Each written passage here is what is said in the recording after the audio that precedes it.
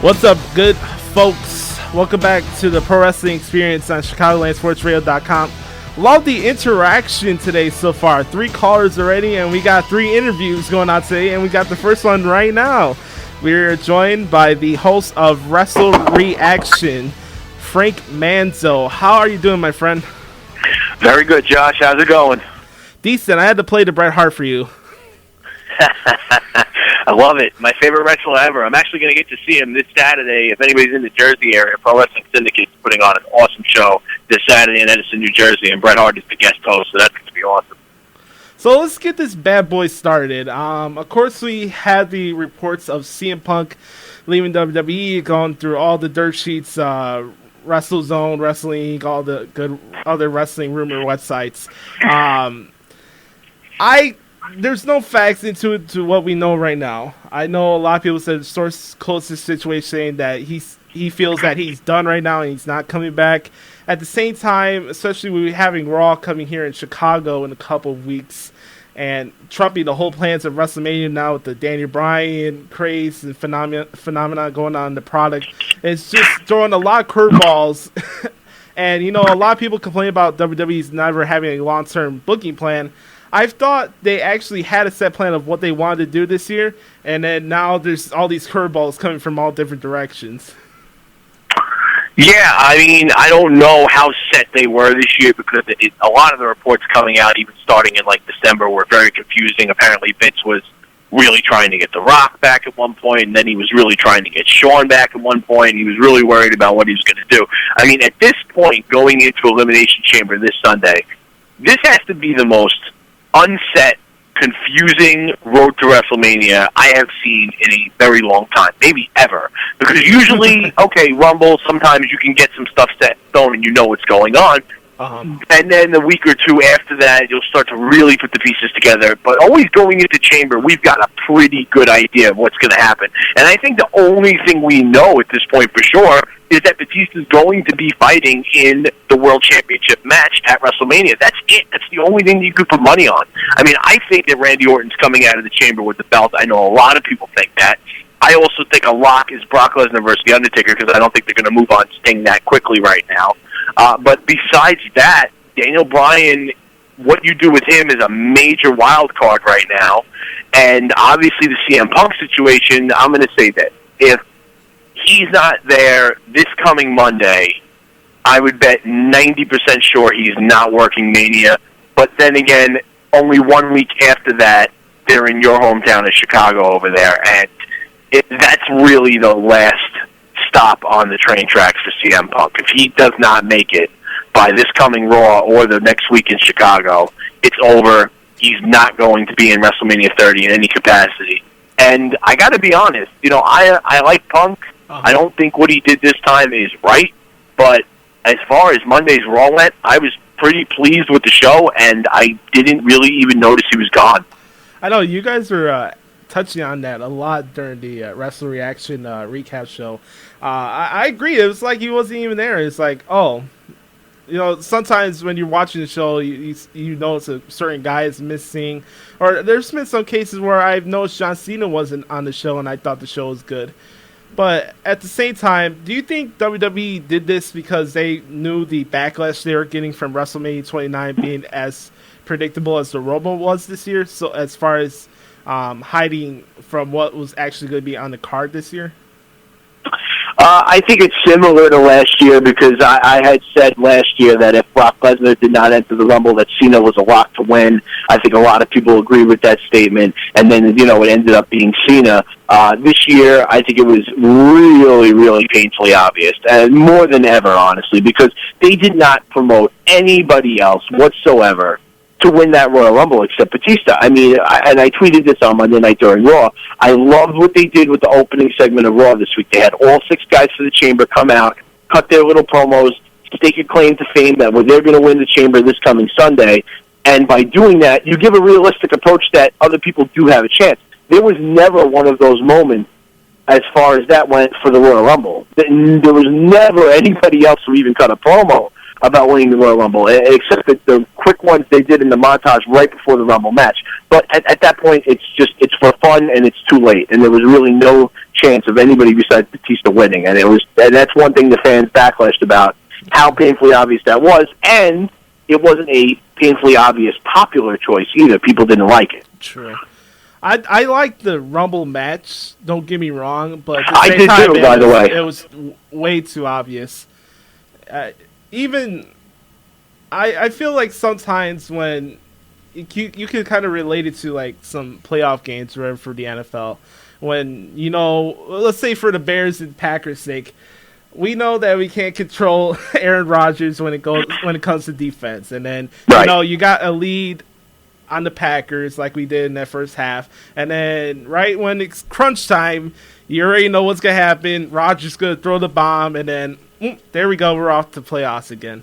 I kind of relate to that sour feeling you get when something bad is gonna happen. Yeah, but at least that was competitive, because I feel like this Rumble was almost like the AFC Championship and the Super Bowl. It was exciting, but it was one-sided, and you knew which way it was going to go in the end. I mean, the best Rumble ovations come from when you get two guys at the end and somebody goes over that not necessarily was the favorite, and I think, crowds respond to that. Kind of like when Edge came back, it wasn't even, being promoted at all. That was a great Rumble win. So was Cena coming back in '08, but this was really painfully obvious. And then you can make your choice way ahead of time. You can build your choice up like they did Batista, but at least throw in a Cena or an Orton or a Bryan or a Punk and really push them to make it look like they have a great shot. They could have really built something around CM Punk starting number one and built him up a little more the weeks going into the Rumble, and it would have looked more like he had a shot. But that was painfully obvious what was going to happen to him also. So that's the only backlash about that. Besides that, overall, I thought the whole Rumble pay-per-view was one of the best Rumbles in the past couple of years. I liked the Rumble match. I loved the opener with Bray and Bryan. I thought the John Cena-Randy Orton match was a great match, even though the crowd turned on it. It was one of their most unique matches they've ever had. So I was pleased with it. But here is the real deal. These next two shows that we've got coming up Sunday and Monday, this is going to be huge. And Elimination Chamber, we're going to know a lot of what's going on after that, but we're going to know even more 24 hours later on that Monday Night Raw, because I fully expect this Monday Night Raw to be a monumental show. The launch of the network is a change in the sports entertainment business of things that have been set in stone, like the pay-per-view system, for basically 26 years, if you go back to WrestleMania 3. Mm-hmm. So this is going to be huge. Monday night, I'm expecting Hulk Hogan, The Undertaker. I'm not expecting Sting like some people are. I think they're going to go with what they have on paper right now, not bring him in yet. I'd like to see what they do with him after that, but I'm not expecting Sting for WrestleMania this year, not at all. We're live here on the Pro Wrestling Experience on ChicagolandSportsRadio.com every Wednesdays. 3 hours with yours truly, Josh Lopez. We're joined with Frank Manzo of Wrestle Reaction. You can follow him at Twitter at FManzo3 and check out Wrestle Reaction every Mondays live after Monday Night Raw and give him a follow at Wrestle_React. Going back and picking back to that John Cena part with Randy Orton, I guess the common theme with recent Raw episodes has been about the hijacking crowds that's been trying to put themselves over, especially with Raw coming to Chicago in a couple of weeks. When is enough when it comes to these crowds like ruining the show from the viewing audience? My problem with it is basically that they tend to hijack segments that don't deserve to be hijacked. If you're gonna ruin a dance-off or something really stupid with a bad guest host, I'm all for it. Use that segment to voice your opinion. It's not what we want on our WWE TV screen. I get that. But when you have, like, what happened the night after Mania with Randy Orton versus Sheamus in the ring, and everybody started doing the announcers roll call, took that over, and another great match at the Royal Rumble, I'll say it again, with Cena versus Orton, which I found to be one of the best matches they've ever had.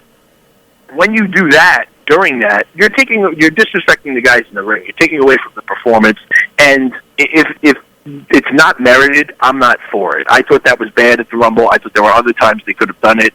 I was all for them booing at the end of the Rumble because obviously they didn't get Daniel Bryan. They didn't get Daniel Bryan as a winner. Go for it. Scream your hearts out. But there's just times to do it and there's time not to. Especially on Raw, there's 3 hours. There are a couple of segments and matches that I can see people getting a little frustrated and bored and they want to go for it. That's fine. But the fans pick funny times to do this because there's usually some of the best performers in the ring going on when this is happening. So that's interesting. And by the way, I don't know about you, Josh. I'm sure you loved it too, but I can't say enough good things about Cesaro versus John Cena on Monday. That match was absolutely incredible. I'm so happy for him because he had the wrestling world abuzz after SmackDown on Friday when he had a stellar match with Randy Orton. And then he went out there on Monday with the top guy in the past decade of WWE and had a classic, what I think is the best Raw or SmackDown match in all of 2014 so far. So I'm looking for them to do something with Cesaro in the next couple of months. I don't know if he's going to have a championship run because there's only one belt that's very important now, but I could see him definitely challenging at a pay-per-view, starting to mix him into main events and keep him as a top-level guy, kind of like a Sheamus for now, and then maybe even get the ball going with him big time. But he definitely earned some points with the past two shows, that's for sure. It was nothing but excellent.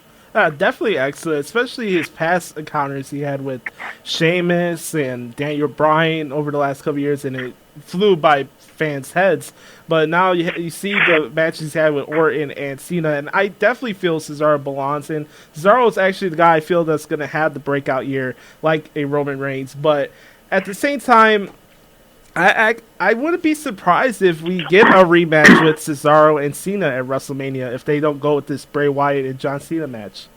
I think they're going to go with the Bray Wyatt John Cena match, and I said this on Wrestle Reaction the other night. I'm so looking forward to the Wyatts versus the Shield on Sunday. That is going to be amazing, and then bravo to WWE for booking a great ending to Raw because it's such simple booking, but you took your two top matches for Sunday, the great 6 Elimination Chamber participants, which I think is going to be one of the best Chamber matches ever. Those 6 guys are all fantastic.